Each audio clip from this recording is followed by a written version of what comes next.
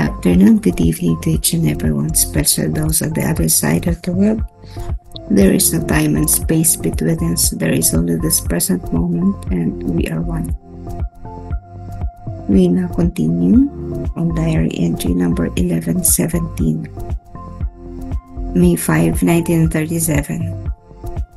Today, I opened up my soul somewhat in confession, because it occurred to me that perhaps this is the real temptation. That at the time I asked to be allowed to leave the congregation, I experienced such great suffering and darkness. To this the confessor replied that perhaps it was not the time appointed by God. You must pray and wait patiently, but it is true that great sufferings are in store for you. You will have to bear many sufferings and overcome many difficulties. That much is certain. It would be better to wait and to pray much for deeper knowledge and for divine light. These are grave matters.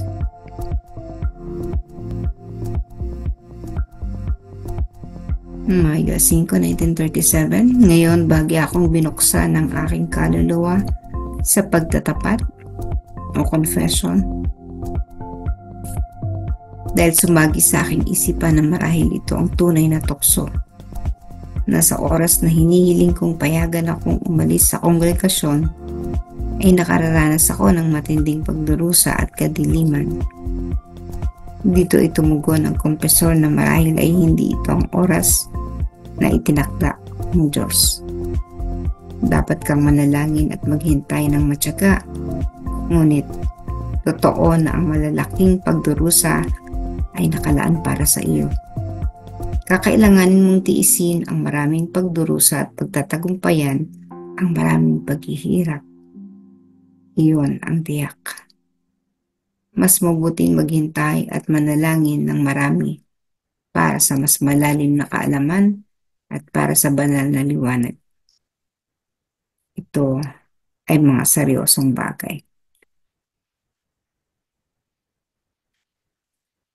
This is the continuation of diary entry number 1116 yesterday, wherein Faustina asked again Mother Michaela's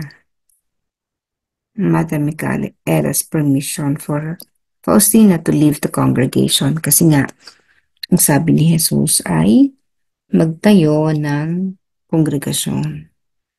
But it was not yet clear to Faustina what to do, whether to leave or to stay in the congregation. Pero yung sabi nga niya, kapag itong desisyon na to ay gusto na niyang gawin o i-execute, nababalot siya ng kadiliman. May kakaibang kadiliman o may kakaibang pakiramdam kapag nagde-decision siya na umalis. Kaya na sabi ko nung minsan, I think it was yesterday that I said that I also would feel sometimes about these things. No, yung gagawin ko ba ito? Hindi. Hanggang sa feeling ko, nadidelay ko kasi ayaw kong gawin. Pero may bahagi sa aking kalooban na hindi dapat. Huwag kang tumuloy, huwag mong gawin. And madalas kapag pinaglalabanan ko yung ganung pakiramdam, it always ends up in the wrong way. Parang siguro yun nga yung bagay na nadarama ko na huwag mo nang gawin sapagkat hindi magiging maayos ang resulta. But again, whatever we are thinking to do, lalo kung mahirap i-execute, parang nakakainip nga minsan. Nakakainip na ba't hindi pa matapos-tapos, ba't hindi pa maganap, kung ano man ang plano. May mga ganun akong pakiramdam. Gagawin, hindi gagawin. Alam kong tamang gawin. Pakiramdam ko dapat gawin. Pero Hindi nga siya magawa, may kakaibang pakiramdam. So maybe this was the feeling of Faustina. She knew that she had to leave, but every time she would decide not to leave or to ask for permission to leave, she would feel the darkness inside her. Napakahirap, no? Yung ganun. And so sabi sa kanya, magtiyaga ka lang. No? Magtiyaga ka lang. Yung aming pusa, nakikita ko yan, no? Nakafocus lang yung tingin niya dun sa isang lugar, isang bahagi sa kanal.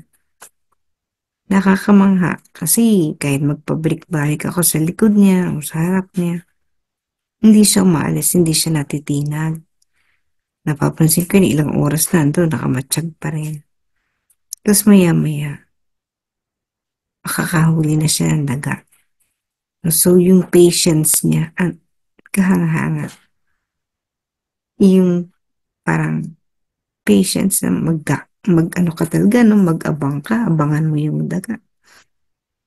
Hindi mo alam kung babalik o hindi. Pero nagtatagumpay siya. Maya-maya may bit-bit na siyang daga. Nahuli na niya.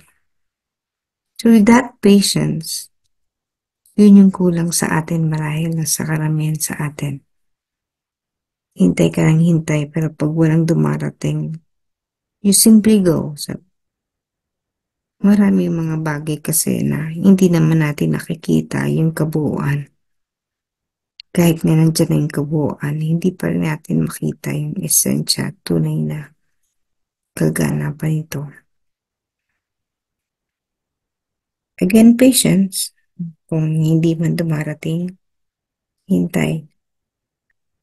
Kung pakiramdam nauubos na yung kandila mo, ibig sabihin, no, parang yung patience mo nababawasan na. Hang on, no, mapapansin mo kapag yung bumibigay ka na, dyan naman nagkakaroon ng kagipitan. Dyan nagkakaroon ng pagtulong sa atin. So again, whatever difficulties we may be facing, bahagi na yun ang buhay natin. Maghintay tayo sa kalooban ng Diyos kung anong gusto niya. Maybe what the Lord wants is for us to pray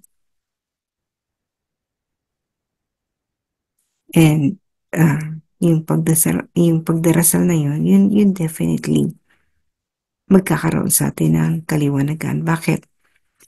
Sapagkat ang dasal ay nagdadala ng liwanag.